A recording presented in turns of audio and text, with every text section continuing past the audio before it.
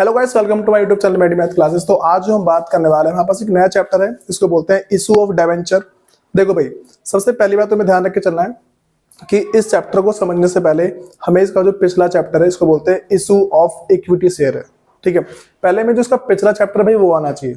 ठीक, अगर इस चैप्टर को अच्छे से करना है तुम्हें पिछला चैप्टर आना चाहिए। ठीक, ये मेरा मानना है। ठीक है कि भाई तुम्हें अगर तुम्हें आता है इस चैप्टर को तुम बहुत ही हल्के में लेके जाओगे, अगर तुम्हें पिछला चैप्टर आता है तो। ठीक, आज जो हम चैप्टर सिर्फ थ्योरी करेंगे, इस थ्योरी में जो भी हमारी बातें कवर होंगी ना वो तुम्हें सारी आनी चाहिए। आगे जो भी तुम्हें बातें बताऊंगा वो देखो, तुम सबको पता है भाई 12th क्लास के अंदर ना तुम्हारी थ्योरी ना के बराबर आती है, 2 मार्क्स थ्योरी आती है। ठीक है, अब वही तो अब तुम्हारे पास वो भी MCQ आते हैं। ठीक, सुनो, सबसे पहले हम बात करते हैं बच्चों, मेरे पास जो अगर सबको पहले इशू का मतलब पता है। जैसे मान लो कि मैं तुम्हें ना तुम्हारे उसकी जो तुम्हारा फर्स्ट टर्म में जो तुम्हारा चैप्टर था इक्विटी शेयर वाला, मैं तुम्हें इशू का मतलब बता चुका हूँ कि जब भी किसी एक कंपनी को, एक कोई कंपनी है, उस कंपनी को अगर कभी भी अगर पैसा कहीं से अरेंज करना है, ठीक है, देखो अगर कंपनी को पैसा अरेंज करना होता है, पैसा अरेंज करने के 2 तरीके होते हैं। ठीक, सबसे पहला इक्विटी शेयर इशू करे, ठीक है, दूसरा उसके पास भाई प्रेफरेंस शेयर। ठीक है, जो इक्विटी शेयर है, अगर मैं नॉर्मली बोलूं कि बच्चों इक्विटी शेयर से अगर हम पैसा लेते हैं तो क्या होता है। ठीक है, अगर हम इक्विटी शेयर से पैसा लेते हैं तो मैं सिर्फ एक बात बोलूंगा कि हम अपना मालिकाना हक बांट रहे हैं। बात समझ आ गई?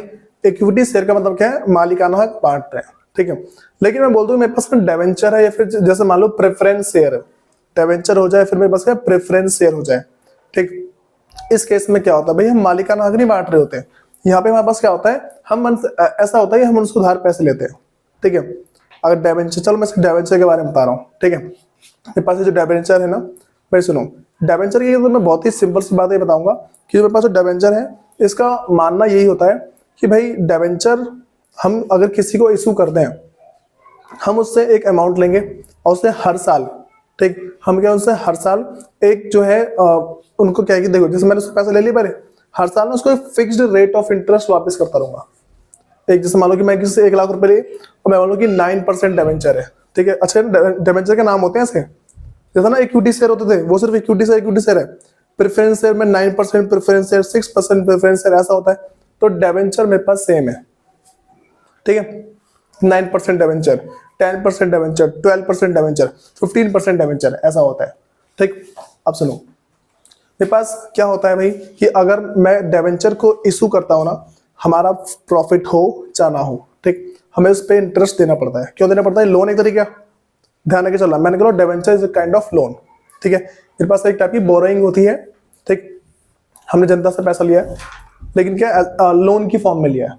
ठीक है, अब सुनो, अगर भाई सबसे मैंने कहा था सबके पास नोट्स ना होंगे आराम से, मैं इतना एक्सपेक्ट करके चल रहा हूँ, वरना अगर किसी के पास नहीं है तो वही PDF देख लेना, व्हाट्सएप कर दिए, और जो भी वीडियोस वगैरह से देखेगा उसको सबको पता है क्या करना है। ठीक है, स्क्रीनशॉट मारेंगे वो, फिर करते रहेंगे। सुनो, पहले बात करते हैं मीनिंग की। ठीक है, मैंने मीनिंग के लिखवा रखी कि debenture is a return instrument. ठीक है, सबसे पहली बात बता भाई, मेरे पास रिटर्न इंस्ट्रूमेंट तो है। ठीक, और क्या इसको बोलते हैं, और डॉक्यूमेंट, एक रिटर्न इंस्ट्रूमेंट बोल सकते हैं, इंस्ट्रूमेंट को हम डॉक्यूमेंट भी बोलते हैं। ठीक है, तो क्या मैंने बोला भाई कि debenture is a return instrument और document issue by the company. भाई इसको कौन इशू करता है भाई? Issue by the company, company इसको इशू करती है। फिर अच्छा मैं वैसा एक्नॉलेजिंग, इसका मतलब है बताती है। ठीक है, कहीं साइड में लिख लो। ठीक है, मेरे पास क्या है, मेरे पास क्या बताती है। अब सुनो, मैंने कहा भाई कि एक्नॉलेजिंग द बोरोइंग, ये बताती है कि हमने बोरोइंग की है इनसे। बात समझ आई? क्या हमें बताती है कि हमने क्या कहीं से बोरोइंग की है, कहीं से पैसा लिया है। अब सुनो, उसके आगे लिखवा रखा मैंने द टर्म्स ऑफ रीपेमेंट। भाई रीपेमेंट का मतलब क्या होता है इसके अंदर? सुनो भाई, टर्म्स ऑफ रीपेमेंट का मतलब है जो हमने जनता से पैसा लिया है उसको कभी ना कभी वापस तो करना पड़ेगा। बस हमारी, हमने जो जनता से पैसा लिया है हम इसे कभी ना कभी लाइफ में वापस जरूर करेंगे, ये हमारा कॉमन सेंस बोलता है।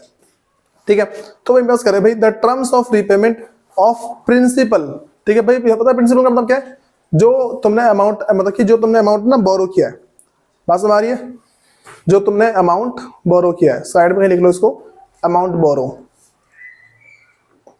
क्या बोला भाई मैंने कि मेरे पास अगर नॉर्मली बोलूं बच्चों, मेरे पास प्रिंसिपल का मतलब क्या होता है? प्रिंसिपल का मतलब होता है मेरे पास ऐसा अमाउंट जो हमने बोरो किया एक्चुअल में। ठीक है, फिर मैंने बोला कि the terms of repayment of principal and payment of interest at a specify rate. मैंने कहा भाई तो उसमें स्टार्टिंग में था ना कि बच्चों मेरे पास स्पेसिफाई रेट पे होता है 9% डिबेंचर, 12% डिबेंचर, 6% डिबेंचर, 16% डिबेंचर, इस तरीके से होता है। जैसे प्रेफरेंस शेयर में होता है ना कि फिक्स्ड रेट ऑफ इंटरेस्ट जाता है, सेम वे में जो डिबेंचर है, डिबेंचर के अंदर भी क्या होता है भाई, एक सेम रेट ऑफ इंटरेस्ट जाता ही जाता है। ठीक है, फिर कह रहे मेरे पास interest at a specified rate are stated in the document. मैंने क्या बोला भाई, देखो सबसे पहला रीपेमेंट कब होगी, मेरे पास क्या भाई जो टर्म्स ऑफ रीपेमेंट है, टर्म्स ऑफ रीपेमेंट मतलब कि कब इसकी जो जो हमने अमाउंट जनता से ले लिया है, जो अमाउंट हमें जनता से लिया है ना, उस अमाउंट की पेमेंट कब करनी है, ये वाली बात क्या है उसके अंदर पहले से लिखी होगी। ठीक है, उसके बाद मेरे पास अगला है वही क्या बोला मैंने, terms of repayment of principal and payment of interest at a specified rate stated in the document. Simple सा मतलब है पेमेंट हम कैसे करेंगे, जो रीपेमेंट है वो कैसे करेंगे हम ये देखेंगे। दूसरी बात भाई जो इंटरेस्ट की पेमेंट है वो कैसे करेंगे। ठीक है, और इसका जो एक नंबर पर स्पेसिफाई रेट पे है, भाई एक रेट फिक्स्ड है भाई, इतना तो मिलेगा ही मिलेगा। ठीक, ये सारा का सारा इस डॉक्यूमेंट में लिखा होता है, जो डिबेंचर है ना उस पर लिखा होता है। अच्छा भाई पहले तुम्हारे पास होता था हार्ड कॉपी की फॉर्म में, ठीक, जैसे घर के कागजात होते हैं ना वैसे, अब क्या होता है सॉफ्ट कॉपी होती है। तुमने देखा होगा अगर कोई भी ना मान लो स्टॉक मार्केट वगैरह हल्का सा भी जानता है ना तो उसने देखा होगा। ठीक है, फिर भाई उसके नीचे ना मैंने एक हैशटैग लिखवाया था, उसमें देखो कह रहा है कि debenture, debenture includes debenture stock, bonds and any other instrument of the company evidencing, evidencing मतलब ये एक एविडेंस दे रहा है, एविडेंसिंग अ डेब्ट। ठीक है, डेब्ट का मतलब है ये दिखा रहा है कि तुमने क्या किया, उधार लिया है किससे। देखो क्या लिखा इसमें कि डिबेंचर इंक्लूड्स, डिबेंचर के अंदर क्या क्या इंक्लूड है भाई। अच्छा इंक्लूड का मतलब सम्मिलित, उसमें क्या क्या सम्मिलित है, क्या मिला हुआ उसके अंदर। Debenture includes debenture stock. ठीक है, डिबेंचर का स्टॉक का मतलब मेरे पास है कि भाई हमने एक्चुअल में कितना पैसा वसूल लिया मार्केट से। ठीक है, फिर बॉन्ड्स, बॉन्ड्स के तो मैं टाइप बताऊंगा भाई। मेरे पास अगर ना नॉर्मली हो बच्चों बॉन्ड्स के कितने टाइप होते हैं तो वो हम दो बोल सकते हैं इसको। बॉन्ड्स के वैसे दो टाइप होते हैं नॉर्मली। ठीक है, वो वाली बातें बता दूंगा, सुनो। Bonds and any other instrument, और कोई सा भी ऐसा इंस्ट्रूमेंट ऑफ कंपनी एविडेंसिंग डेब्ट, कंपनी का कोई सा भी एक ऐसा इंस्ट्रूमेंट, अच्छा इंस्ट्रूमेंट इन द सेंस जिसके बेस पर उन्होंने मार्केट से पैसा लिया है। ठीक है, इंस्ट्रूमेंट का मतलब क्या होता है, जैसे मान लो चेक भी एक टाइप का इंस्ट्रूमेंट है, जो तुम्हारा इक्विटी शेयर वो भी एक टाइप का इंस्ट्रूमेंट है, लेकिन वो सारे के सारे इंस्ट्रूमेंट भाई विच शो अ डेब्ट, जो एक ना उधारी शो करता है, हम उसे क्या बोलते हैं भाई, डिबेंचर बोल देंगे। बात समझ सबको। फिर कह रहे कि whether constituting a charge on assets, भाई इस चार्ज का हमें मतलब पता होना चाहिए। ठीक है भाई, कभी कभार क्या होता है कि जो डिबेंचर होल्डर होते हैं ना वो पैसा देने के बदले एक सिक्योरिटी ले लेते हैं। ठीक है, तो इसको बोलते हैं एज अ चार्ज। भाई देखो कॉमन सेंस की बात है, अगर मैं बताऊं मैं खुद हूं, मैं किसी को पैसा देता हूं तो एक चार्ज तो लूंगा ना उसे, एक चार्ज, चार्ज का मतलब है कंट्रोल पावर। ठीक है, चार्ज का मतलब मेरे पास है भाई कंट्रोल है और एक टाइप की पावर है। ठीक है, सुनो कह रहे whether constituting charge on assets of company और नॉट। ठीक, तो मेरे पास वही लास्ट में बोला कि whether constituting a charge on the assets of the company और नॉट, हो सकता है उसने कंपनी के असेट्स पे चार्ज कंट्रोल, मतलब चार्ज का मतलब क्या बोला मैंने, कंट्रोल।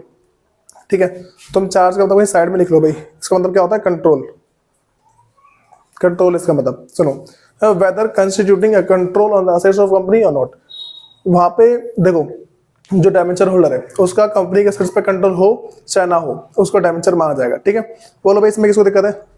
जो तुम्हारा जो सेकंड हैशटैग है उसे निकाल लो, उसमें मेरे पास क्या रखी, अ डिबेंचर इज अ डॉक्यूमेंट।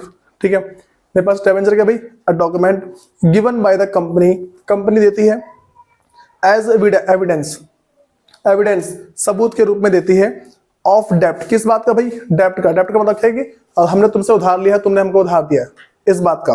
ठीक है, किसको भाई, टू द होल्डर। होल्डर कौन है पता ना, डिबेंचर होल्डर।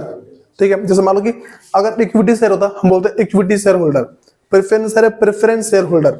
ठीक है, मेरे पास यहाँ पे क्या है, डिबेंचर होल्डर। ठीक है, सुनो तो मैं भाई डेब्ट टू द होल्डर यूजुअली, हाँ कह रहे usually arising out of loan and most commonly secure by charge. देखो भाई ज्यादातर क्या होता है, सिक्योर बाय चार्ज होता है, तो मैंने चार्ज तुम्हें दो बार बता दिया, चार्ज का नीचे मतलब पढ़ ले। देखो भाई क्या है, the term charge means securing the loan by, इसको बोलते हैं मॉर्टगेज, ठीक है, mortgaging specific assets towards the loan. क्या बोला मैंने भाई, हमने अगर कोई सा, अगर देखो हमने डिबेंचर लिए हैं तो किसी एक कोई सा भी एक असेट्स है कंपनी की, हम उस पर उसका कंट्रोल पा लेते हैं। बोलते भाई देख, अगर तू पैसा लेके भागा, हम तेरे असेट्स हमारे नाम पे, हम लेके चल देंगे इसको, ठीक है। फिर तो अगला मेरे पास कह रहा है कि it means if the company does not meet its obligation, अगर कंपनी अपनी ऑब्लिगेशन को मीट नहीं कर पाती, मतलब कि जो उसका कर्तव्य है उसका पालन नहीं कर पाती है। कर्तव्य क्या भाई, जो उसका फिक्स रेट ऑफ इंटरेस्ट है वो देना, ठीक है, रीपेमेंट ऑफ जो उसका अमाउंट है वो कर देना, ठीक है। तो मैंने क्या बोला भाई, it means if the company does not meet its obligation the lender can get his payment, जो उसका लैंडर है can get his payment from the realisation of mortgaged assets. क्या बोला मैंने भाई, उस जो जिस असेट्स पे उसने अपना कंट्रोल पा रखा है, मॉर्टगेज पे कर रखा है, उससे जितना भी अमाउंट रियलाइज होगा, ठीक है, उससे वो क्या है कि अपने रीपेमेंट कर लेगा। बात समझ आ गई। फिर कह रही और इन केस, अगर ऐसा होता और इन केस वाइंडिंग अप, अगर कंपनी वाइंड अप होती है, वाइंड अप का मतलब है पूरी कंपनी खत्म होती है, बंद होती है, ठीक है, कंपनी क्या है लिक्विफाई हो जाती है, कंपनी पूरी बर्बाद हो जाती है, ठीक है। In case of winding up of the company from the official liquidator. अब सुनो, ये कब कब पॉसिबल है।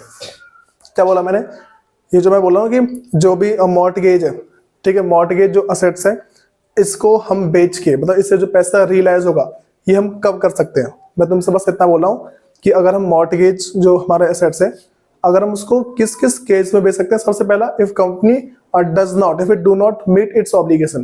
पहले मैंने क्या बोला भाई, जो company does not meet its obligation, ठीक है, सबको याद रख चलना ये चीज, ठीक है। अगर कंपनी अपनी ऑब्लिगेशन को मीट नहीं करती है तो।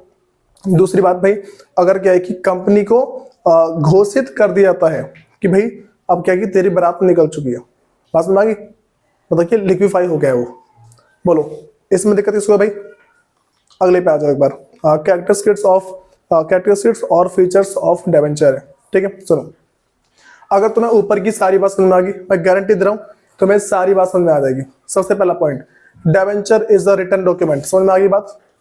दूसरा, mode and period of payment of principal and interest is specified, ये समझ में आ गई। इसका मतलब क्या है, मोड का मतलब तरीका, ठीक है, मोड एंड पीरियड, पीरियड का मतलब तुम्हारे पास टाइम पीरियड, ठीक है, mode and period of payment of principal and interest is specified.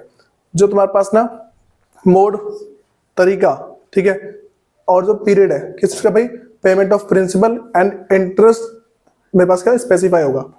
Interest तुम्हारे पास ना, जो इंटरेस्ट का अमाउंट है, इन सबका स्पेसिफाई होता है ना। मैं तो सब बच्चों 9% डिबेंचर, 12% डिबेंचर, ऐसा होता है। नेक्स्ट मेरे पास अगला वही है, देखो ऊपर की बात दोबारा आगे नीचे, तो कह रहे द रेट ऑफ, हाँ भाई, the rate of interest on the debenture is specified and it is prefix. Prefix का अच्छा पता है, प्रीफिक्स सफिक्स पढ़ा है इसने, प्रीफिक्स सफिक्स। देखो मान लो तुम्हारे पास कोई वर्ड लिखा हुआ है, मैं बोलूं मेरे पास एक वर्ड लिखा हुआ है राम, ठीक है, राम के आगे मैंने कोई सा वर्ड जोड़ दिया, पुलिस स्पेलिंग ही आर एम राम, ठीक है, राम के मैंने पहले एक वर्ड जोड़ा, ठीक है, राम के मैंने पहले कोई सा वर्ड जोड़ा, इसको बोल देंगे प्रीफिक्स, ठीक है। इसके अगर मैं आगे वर्ड जोड़ता हूं, इसको बोलते हैं सफिक्स, ठीक है। सुनो, तो मैंने क्या भाई कि and it is prefix with a debenture. इसका एग्जांपल देखो नीचे, एग्जांपल 7% डिबेंचर, देखो लिखा है ना डिबेंचर, उसका प्रीफिक्स क्या है 7%, ठीक, डिबेंचर 10%, 12% डिबेंचर, समझ गए, ठीक है। इसमें दिक्कत तो नहीं भाई किसी को।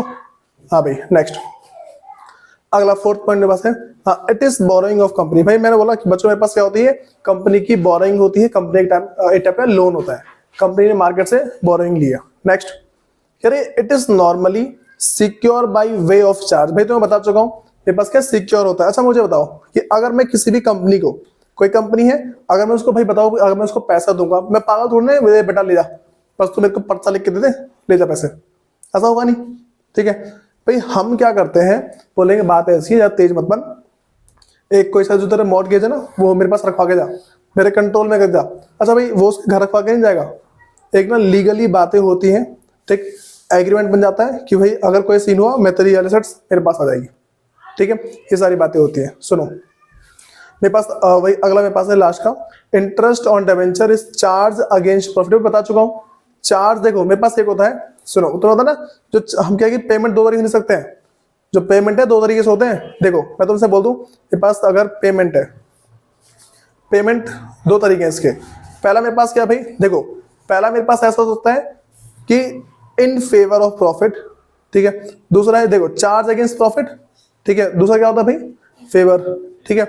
देखो फेवर का मतलब है प्रॉफिट हो तो तुम्हें अमाउंट मिलेगा, फेवर का मतलब है कि जब तुम्हें प्रॉफिट, जब कंपनी को प्रॉफिट होगा ना तभी तुम्हें अमाउंट दिया जाएगा, वरना नहीं दिया जाएगा, ठीक। दूसरी बात, अगेंस्ट का मतलब प्रॉफिट हो चाहे ना हो, हमें अपना पैसा चाहिए। बात समझ आ गई? एक फेवर है, दूसरा मेरे पास क्या भाई, अगेंस्ट है। एक फेवर है, दूसरा मेरे पास अगेंस्ट है। तो मैं तुमसे क्या बोला, अगेंस्ट का मतलब क्या होता है, अगेंस्ट प्रॉफिट है। मेरे पास क्या है कि इंटरेस्ट और डिबेंचर इस चार्ज अगेंस्ट प्रॉफिट, भाई मेरे पास ये चार्ज अगेंस्ट प्रॉफिट होता है। इसका मतलब सिर्फ एक ही बोल रहा है कि जो मेरे पास डिबेंचर है ना, इसका जो अमाउंट है हमेशा चार्ज अगेंस्ट प्रॉफिट है, ठीक। प्रॉफिट हो चाहे ना हो कंपनी के अंदर, भाई उसको अपने पैसों से मतलब है। देखो मैं तुम्हें एग्जांपल दे रहा हूँ, जैसे मान लो कि मैं पैसा खूब देता हूँ ब्याज पे, ठीक है। अब मैं भाई मेरे से सामने वाला बोल रहा है यार मेरी नौकरी नहीं लगी, मैं क्या करता, मैं भूखा मर जाऊंगा, मैं तो ये बोलूंगा ना, मैंने किसी को ब्याज पे पैसे दिए, ठीक है। अब वो पता बंदा वैसे क्या हो रहा है, कह रहा भाई ऐसा है ना, मेरी ना नौकरी है नहीं तो मेरे पास पैसे है नहीं। बोलो बात ऐसी है बेटा, तेरे पास नौकरी है, तुम भूखा मरो, मुझे नहीं मरना भूखा, मुझे मेरा अमाउंट चाहिए, मैं जो तेरे को दिया ना ब्याज दे मेरे को। अच्छा ब्याज नहीं देगा तो भाई ब्याज पे ब्याज लगेगा, इंटरेस्ट पे दोबारा इंटरेस्ट लगेगा ना, ये तो होता है। अच्छा बहुत लिमिट होगी, मैं लीगली केस ठोकूंगा उस पर, सारा अमाउंट वापस करेगा, सारे पैसे वापस कर देगा आराम से वो, समझ गए? हाँ भाई नेक्स्ट पे आ जाओ। मेरे पास अगला है बॉन्ड क्या होता है, ठीक है। तो बॉन्ड मेरे पास है, bond is an acknowledgement of borrowing issue by the company and sign by an authorised signatory. सुनो इसका सिंपल सा मतलब है कि बॉन्ड में मेरे पास ना एक टाइप की बोरिंग होती है, ठीक है। और ये बोरिंग मेरे पास लाइक डिबेंचर, ठीक है। क्या होता है मेरे पास है, डिबेंचर की जैसी होती है पूरी की पूरी, और कोई डिफरेंस नहीं होता। सुनो इसमें लेकिन एक दिक्कत है, rate of interest is not fixed. इस पे क्या होता है भाई, जो रेट ऑफ इंटरेस्ट है फिक्स्ड नहीं होता बस, ठीक है। सुनो मेरे पास एक पहला होता है डीप डिस्काउंट बॉन्ड, अगला मेरे पास है जीरो कूपन बॉन्ड। पर जो डीप डिस्काउंट का मतलब बहुत ही तगड़े डिस्काउंट पे दिया है, ठीक। अच्छा पता किसको देते हैं, कंपनी के एम्प्लॉय को। कुछ कुछ लोग पता क्या होते हैं, जैसे मान के चलो मैं तुमसे बोलूं, जैसे कुछ कुछ लोग इलॉन मस्क के ना बहुत ही करीब है, समझ रहे इलॉन मस्क, ठीक है, रिचेस्ट मैन है, तो उसके क्या बहुत ही करीबी एम्प्लॉय है। तो पता है इलॉन मस्क क्या बोलता है, इलॉन मस्क मान लो कि उसके एम्प्लॉय ने बोला कि सर बात ऐसी, न्यू ईयर आ रहा है, हमें चाहिए बोनस, ठीक है। बोलता है बोनस में क्या लेगा, ठीक है। अब तो वरदान मिल गया उन्हें कि जो मांगे हम तेरे को वो देंगे। उसने बोला अपनी कंपनी का 0.05% शेयर, ठीक है, 0.005% बोला, वो बन गया करोड़पति। अब मतलब ही नहीं उसको 0.005%, ठीक है। अब कोई मतलब ही नहीं है भाई, पूरी जिंदगी कट गई उसकी, ठीक। तो अब होता क्या भाई, कोई कोई कंपनी ना जो उनके शेयर होल्डर है, ठीक है, जो उनके बहुत करीबी मेंबर होते हैं, उनको डिबेंचर इशू नहीं करते, उनको शेयर इशू कर देते हैं, ले बेटा ले जाओ, ठीक है। तो वैसे ही क्या बॉन्ड इशू कर रहे हैं, मैं बोला इस पे रेट ऑफ इंटरेस्ट फिक्स्ड नहीं है, वो उस पर डिपेंड करता है किसी भी कंपनी के मालिक पे। इस बार तेरे को 0.00 जितने जीरो लगा उतने जीरो लगा ले और लास्ट में 1 लगा, तेरे को हम इतना परसेंटेज इस बार तेरे को इंटरेस्ट देंगे। बोलेगा हाँ ठीक है, मुझे मतलब ही नहीं है, तो वो कुछ बोलेगा उसको छीन लेगा, जाओ हाड़ में, ये होता है, ठीक है। आप सुनो मेरे पास भाई पहले तो पता लगा डीप डिस्काउंट बहुत ही तगड़े डिस्काउंट पे देता है। अगले मेरे पास है जीरो कूपन बॉन्ड, ठीक है। जीरो का मतलब है फ्री में दिया जाता है, ठीक है। Zero coupon bond is a type of bond which is given by the member और owner of the company to their employ, ठीक है। सिर्फ अपने एम्प्लॉय को देते हो। बोलो इन बातों में दिक्कत किसी को? Come to the next point भाई। सुनो हम एक डिफरेंस पढ़ने वाले हैं, वो मेरे पास है difference between debenture and share. Debenture और जो शेयर है हम इनके बीच का डिफरेंस कर रहे हैं, ठीक है। सुनो सबसे पहला अगर हम ऑनरशिप की बात कर दें, जो डिबेंचर है और जो शेयर, भाई 2 पॉइंट है ना, एक मेरे पास डिबेंचर है, दूसरा क्या है शेयर है, ठीक है। अब सुनो मैं बोल रहा हूँ कि debenture is borrowing of the company, therefore debenture holder is a lander. वो सिर्फ क्या है, लैंडर ऑफ मनी, सिर्फ पैसा दे रहा होगा मतलब नहीं इसको। लेकिन शेयर होल्डर क्या होते हैं भाई, वो ऑनर होते हैं। बात समझ आ गई, इन बातों याद रखिए। दूसरा मेरे पास रिटर्न की बात कर दें भाई, इसमें मेरे पास क्या होता है, देखो debenture holder get interest at stated rate. Stated का मतलब भाई फिक्स्ड रेट, ठीक है। स्टेटेड का मतलब क्या है मेरे पास, फिक्स्ड है, ठीक है, इसका मतलब होता है फिक्स्ड रेट पे, ठीक। Whether the company earn profit और नॉट, भाई कंपनी को प्रॉफिट अर्न हो फिर ना हो, उसको देना पड़ेगा। रिटर्न की बात चल रही है, देखो पहले मैंने कि ऑनरशिप, ऑनरशिप में बता दिया, मेरे पास पहले क्या है, debenture holder is not a owner but share holder is a owner, ठीक है। नेक्स्ट मेरे पास क्या भाई, रिटर्न की बात कर दे, इससे प्रॉफिट हो चाहे ना हो देना पड़ेगा, लेकिन शेयर पे, इस पे क्या होता है भाई, dividend on his investment, dividend है, ठीक है, और पता है वो भी डिपेंड करता है देंगे कि नहीं देंगे, जो मेंबर जो कंपनी के जो होते हैं ना सीईओ वगैरह, वो उन पे डिपेंड करता है वो देना चाहते हैं या फिर नहीं देना चाहते हैं। नेक्स्ट भाई रीपेमेंट की बात करते हैं, रीपेमेंट में होता है ड्यू डेट पे, इनके ना एक फिक्स्ड पीरियड होता है उसमें मिलता है, और मेरे पास ये वाला जो है normally amount of share is not repaid, वैसे रिपे करते ही नहीं है, ठीक, लेकिन अगर इसको हम बोला जाए ना नॉर्मली, तो भाई बहुत ही लेट, जब कंपनी पूरी बंद होने वाली है तो जाके चांस मिलता है कि हाँ भाई ठीक है ले लो।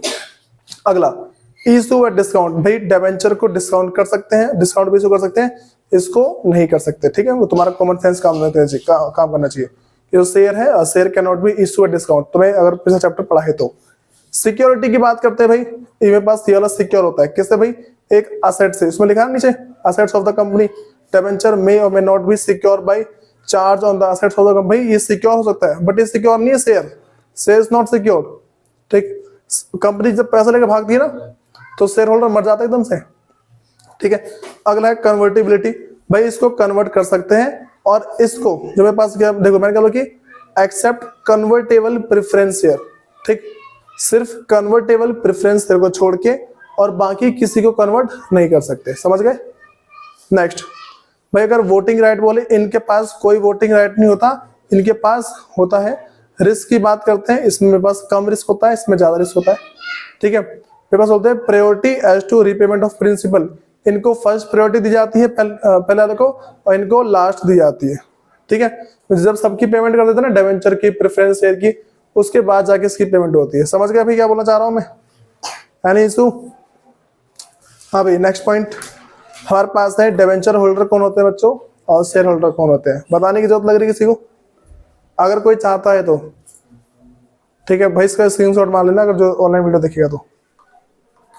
अगले पे आ जाओ, बस हल्का सा बताऊंगा, टाइप ऑफ डिवेंचर है हमारे पास, ठीक है, इसे थोड़ा समझना जरूरी है। देखो भाई पहले हम बात करते हैं मेरे पास कितने बेस पे दे सकते हैं, पहले देख सकते हैं हम सिक्योरिटी के बेस पे, रिडम्पशन के बेस पे, रजिस्ट्रेशन एंड कन्वर्टिबिलिटी। पहले बात करते हैं सिक्योरिटी के बेस पे डिवेंचर कौन कौन से होते हैं, security in the sense secure है कि नहीं, पहले मेरे पास है सिक्योर डिवेंचर, अगला है अनसिक्योर डिवेंचर।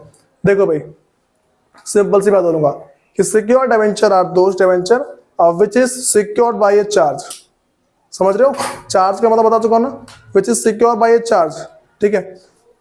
अगला which is not secure by a charge, समझ गए, मेरे पास सिक्योर क्या होते हैं, which is secure by a charge, ठीक है। अनसिक्योर क्या होते हैं, which is not secure by a charge, ठीक। नेक्स्ट रिडम्पशन, भाई पहले हम समझते हैं बच्चों रिडम्पशन का मतलब क्या होता है। रिडम्पशन सिंपली बोले मेरे पास है रिपेमेंट, क्या होता है, रीपेमेंट।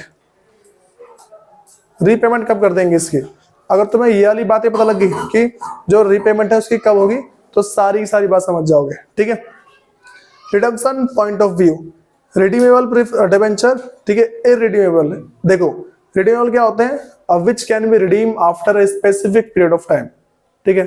तो नॉर्मली हम इसको बोलेंगे कि रिडम्पशन मतलब redeemable preference debentures are those debenture which will be या फिर that will be redeemed after a specific period of time, ठीक है।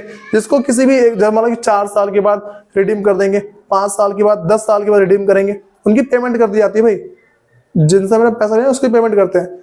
अगला मैंने बोला बच्चों मेरे पास क्या है, इररिडीमेबल डिवेंचर, समझ गए। मेरे पास जो इररिडीमेबल डिवेंचर है इसका हमारे पास एक कॉमन सेंस काम करता है, ठीक है, और कॉमन सेंस ये है कि जिसको रिडीम कभी करेंगे नहीं, ठीक है, लेकिन इसकी पेमेंट कब होगी, on the liquidation of company, ठीक है। जब कंपनी पूरी लिक्विफाई होने वाली होगी ना, तभी इसको बोलते हैं वाइंडिंग अप ऑफ कंपनी, क्या बोलते हैं, वाइंडिंग अप ऑफ कंपनी बोलते हैं, ठीक है। भाई मेरे पास अगला है रजिस्ट्रेशन पॉइंट ऑफ व्यू, मेरे पास पहला है भाई रजिस्टर्ड डिवेंचर, क्या बोले भाई, पहले मेरे पास क्या भाई रजिस्टर्ड डिवेंचर। नेक्स्ट मेरे पास है बियरर डिवेंचर, रजिस्टर्ड का मतलब है ये मेरे पास सेबी बोलते हैं, ठीक है, SE BI सेबी, ठीक है। Security and exchange board of India, ठीक। एक मेरे पास रजिस्टर्ड होती है, दूसरी मेरे पास है बेरर, ठीक है। हमने किसी की भी ले लिया, ऐसे कोई सी भी कंपनी है वो डिबेंचर इशू करेगी, हमने ले रखा है, तो इससे क्यों मतलब एक तरह से मान लो रजिस्टर्ड नहीं है, ठीक। अगला मेरे पास है कन्वर्टिबिलिटी पॉइंट ऑफ व्यू। एक डिबेंचर ऐसे होते हैं that can be converted into other type of security, ठीक है, जिसको हम किसी दूसरी टाइप ऑफ सिक्योरिटी में कन्वर्ट कर सकते हैं। लास्ट में पास है नॉन कन्वर्टेबल डिबेंचर। क्या होते हैं? Which can not be converted into any other kind of security, ठीक है। ये सबको सारी बातें क्लियर है? सुनो भाई, वो भाई सिर्फ शेयर नहीं बोलना होता, सिक्योरिटी बोला है मैंने। भाई तुम सबको होमवर्क लिखना पहले, अगर तुम्हें इस चैप्टर के प्रैक्टिकल क्वेश्चंस वगैरह करने हैं तो तुम्हें वही अपनी जो बुक है सब लिख लो एक जगह पे, होमवर्क।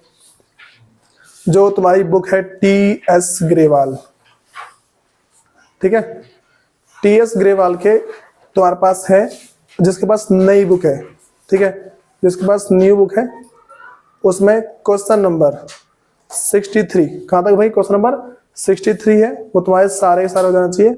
आज तुम्हारी तारीख क्या है? 4 तारीख है ना, 4 तारीख, और मंथ कौन सा है? नवंबर, 4 नवंबर 2022, ये तुम्हारी तारीख है, ठीक है। तुम्हारी 8 नवंबर 2022 को ये तुम्हारी नोटबुक चेक होगी, ठीक। बात में आ रही है? ये डेट ले लो। तुम्हारे पास कितने क्वेश्चन भाई? 63 तक, ये सारे के सारे क्वेश्चन मेरे को चाहिए, ठीक है। सबको क्लियर है? ठीक है।